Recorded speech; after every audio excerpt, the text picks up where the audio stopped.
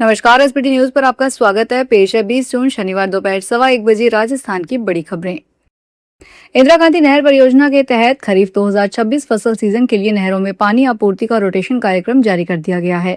सिंचाई क्षेत्र विकास विभाग के अनुसार आज 20 जून 2026 सुबह 6 बजे से 15 जुलाई 2026 शाम 6 बजे तक नहरों को 3 में से एक समूह के आधार पर प्राथमिकता क्रम में पानी दिया जाएगा। छोटी नहरों का रोटेशन 7.5 दिन में पूरा होने के कारण उन्हें 7.5 दिन चलाने के बाद बंद किया जाएगा। पानी की उपलब्धता और मांग के अनुसार प्राथमिकता समूहों में बदलाव किया जा सकेगा। किसी समूह को आवश्यकता से कम पानी मिलने पर पॉन्डेज और उपलब्ध पानी से कमी पूरी की जाएगी। जल उपलब्धता कम होने की स्थिति में कटौती अनुपातिक रूप से लागू होगी। राजस्थान के राज्यपाल हरिभाऊ बागड़े ने एक आदेश जारी करते हुए राजस्थान लोक सेवा आयोग के खाली पड़े पदों को भरने के लिए 2 नए सदस्यों की नियुक्ति की घोषणा की है। इस नए आदेश के तहत वरिष्ठ शिक्षाविद प्रोफेसर संतोष आनंद और डॉक्टर दीपक कुमार को आयोग के सदस्य पद पर नियुक्त किया गया है।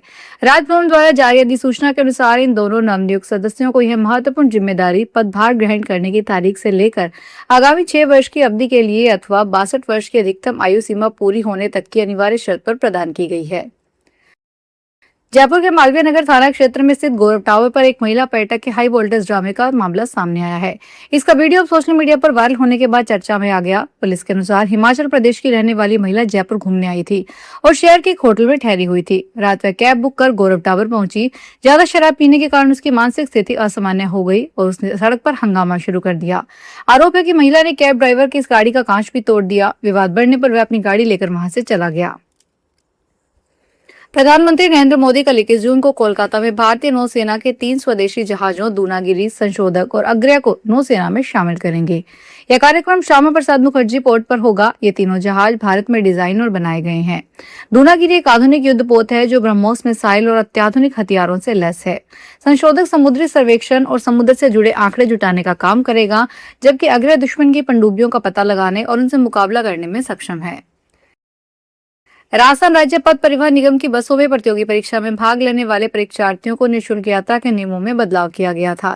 ऐसे में अब री नीट परीक्षार्थियों को भी निःशुल्क यात्रा करने के लिए राजस्थान रोडवेज की वेबसाइट पर 36 घंटे पहले किया हुआ डिजिटल सत्यापन दिखाना जरूरी होगा।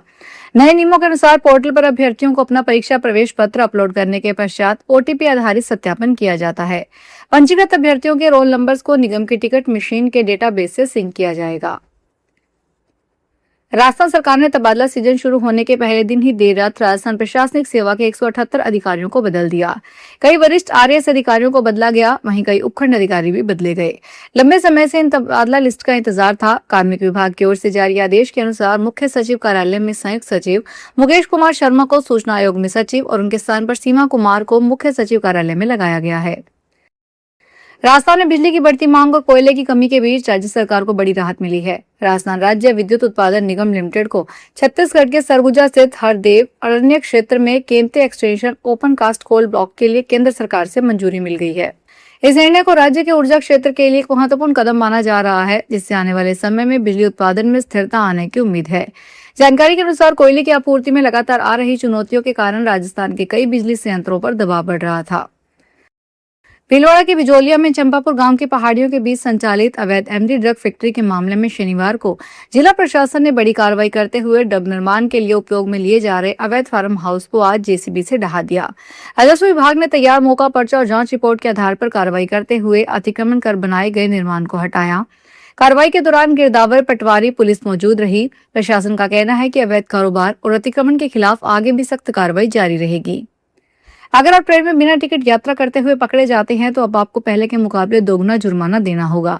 रेल मंत्रालय ने रेलवे एक्ट में किए गए संशोधनों को लागू करने की अधिसूचना जारी कर दी है। इसके साथ ही बिना टिकट यात्रा पर लगने वाला न्यूनतम जुर्माना 250 रुपए से बढ़कर 500 रुपए हो गया। यह नियम आज से लागू माना जाएगा।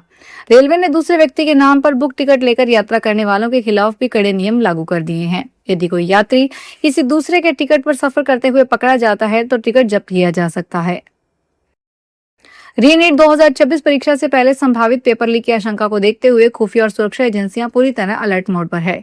सूत्रों के अनुसार आईबी ने पिछले 5 दिनों में जयपुर में स्थानीय पुलिस के सहयोग से करीब 30 संदिग्ध व्यक्तियों से पूछताछ की है।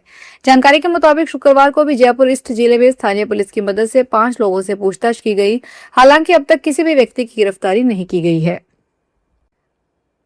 राजस्थान लोक सेवा आयोग की भर्ती परीक्षाओं को हाईटेक तरीके से दूषित करने वाले एक बेहद शातिर और पढ़े लिखे अपराधी को अजमेर की साइबर थाना पुलिस ने महज 7 दिन के भीतर दबोच लिया। गिरफ्तार आरोपी ने किसी सामान्य फर्जीवाड़े से नहीं बल्कि एआई और कोडिंग के दम पर राजस्थान सरकार के रिक्रूटमेंट पोर्टल में अवैध रूप से सेंधमारी की थी। उसे फर्जी एसएसओ आईडी बनाकर सहायक खनिज अभियंता भर्ती परीक्षा 2024 की विचारित सूची में शामिल शीर्ष 3 अभ्यर्थियों के आवेदन को ही ऑनलाइन प्रत्याहारित यानी डिलीट कर दिया। गुजरात से सस्ते दामों में पेट्रोल डीजल लाकर राजस्थान में अवैध रूप से बेचने वाले एक बड़े तस्कर के खिलाफ कार्रवाई करते हुए बांसवाड़ा की विशेष पुलिस ने 900 लीटर पेट्रोल और 300 लीटर डीजल जब्त किया। पुलिस के अनुसार पेट्रोल डीजल की तस्करी की यह खेप गुजरात के फतेहपुरा से लाई जा रही थी, जिसे पुलिस ने जिले के फलवा सीमा पर नाकाबंदी कर पकड़ा। डीएसपी की टीम ने प्रभारी बाबूलाल ने बताया कि पुलिस को लगातार पेट्रोल डीजल की तस्करी की सूचना मिल रही थी। उन्होंने किरानों की दुकानों पर डिब्बों और बोतलों में पेट्रोल डीजल व्यापारियों से जानकारी जुटाकर इस खेल में शामिल बड़े तस्कर को पकड़ने की योजना बनाई। भरतपुर के गड़ी बजाना थाना क्षेत्र में स्थित पटपरीपुरा गांव में एक सूने मकान से लाखों रुपए के जेवरात और नकदी चोरी हो गई। पीड़ित परिवार अपनी मां के इलाज के लिए जयपुर गया हुआ था। घर लौटने पर उन्हें मकान के ताले टूटे मिले और अंदर का सामान बिखरा पड़ा था। पटपरीपुरा निवासी जुगल किशोर शर्मा ने बताया कि अपनी मां के उपचार के लिए 2 दिन पहले जयपुर गए थे। परिवार के अन्य सदस्य बयाना स्थित दूसरे घर पर थे। जब परिवार घर लौटा तो मुख्य दरवाजे खुले पाए गए। अंदर कमरों का सामान अस्त व्यस्त पड़ा था। जांच करने पर अलमारी और बक्सों से जेवरात व नकदी गायब मिली।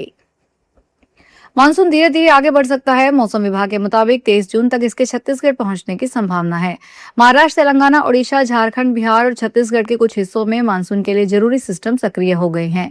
इससे मध्य भारत में चक्रवाती घेरा बना हुआ है, जिससे मानसून के बादल उत्तर भारत की तरफ आ सकते हैं। मानसून 15 दिन में 19 राज्यों तक पहुंच चुका है, लेकिन 8 जून से तेलंगाना में अटका हुआ है।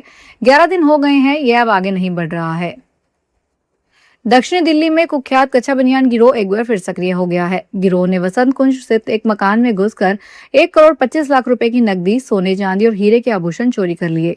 इस घटना को लेकर इलाके में भय का माहौल है। पुलिस ने सीसीटीवी के आधार पर जांच तेज कर दी है। पूरी वारदात सोसाइटी में लगे सीसीटीवी कैमरों में कैद हो गई है। फिलहाल इस बुलेटिन में इतना ही, फिर हाजिर होंगे बड़ी खबरों के साथ।